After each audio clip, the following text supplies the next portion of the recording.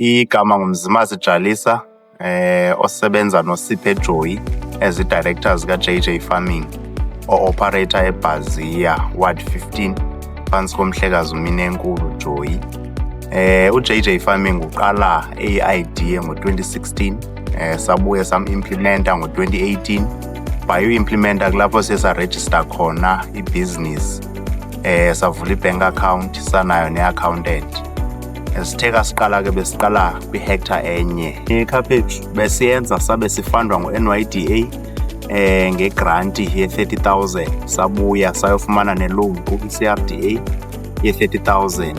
Emva kweminyaka emibini saphinda sabuyela ku-NYDA ngo-2019 sesa-aplayela i-99,000. Sisaqhubeka sibhatala ityala lika-CRDA.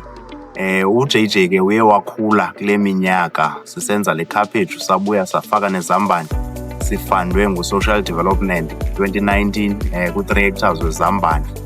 2020 besisebenzisana naye ne-Department of Agriculture u-expanda umbona esiwuqale ngo-2019. Siwuqala lo mbona in-15 hectares. Ngo-2020 ibisengu-30 hectares. I-department isisapota nge-production inputs zika-15 hectares.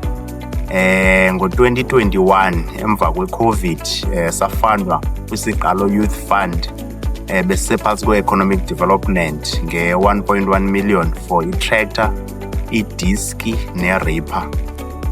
Sabuya ngo-2022 saphansi kwe-partnership no-Ukhanyi Farmer Development epartnership no-John Deere kwi-program ekuthiwa ngu-SMART program. Safumana khona i-tractor eyayidemo. Emva kweminyaka emibini yathathwa sanikwa elityala esayibhatalayo nangoku. UJJ ke uye wakhula uzoma kule season u-2025-26 phansi kwe-production engumbona engu-738 hectares, ikhaphetshu ingu-10 hectares, izambane besenze u-12 hectares ne-soybean engu-130 hectares. Ndime kule ndawo nje. UJJ uoperator kwi-communal land, imihlaba esiyiqashayo ngamasimi abantu. Lo 738 odibene nalo wesoya. Kodwa siyayazi uba imihlaba yabantu nje kunyanzelekile uba into esiyenzayo zibe sustainable side siyofikelela uba sibe si-operator kwi-farm, umhlaba ozabe u-private, kodwa singayekanga nosebenza pa community. Into esiyenzayo ke ixhamlisa i-community kakhulu ngokwentsebenzo.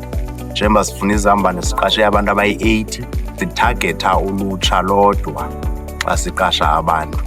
Songeze ke ngabantu abadala babakhona. Farming is challenging. Farming is costly. I-farming ayikho lula but iyenzeka. Looking at uJJ ule 8 years senayo kwinto ye-farming. Thulutsha into ebalulekileyo kuqala. Zikhona imali kakhulu e-Eastern Cape, zinintsi ii-fundings ezikwi-department ezikwi-private sector, kodwa into ebalulekileyo kuqala. Xa uqala uyenze as i-business